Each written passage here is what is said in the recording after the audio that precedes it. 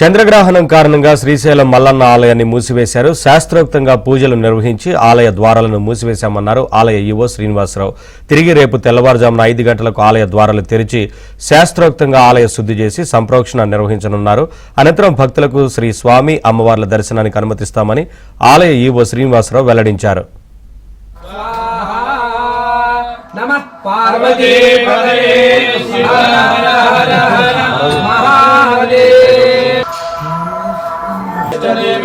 స్వస్తి న బృహస్పతిర్దదాతు.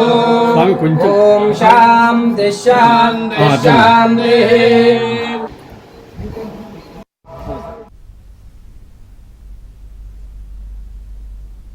చంద్రగ్రహణం కారణంగా 1 గంటకు ఆలయ ద్వారాలని మూసివేయటం జరిగింది.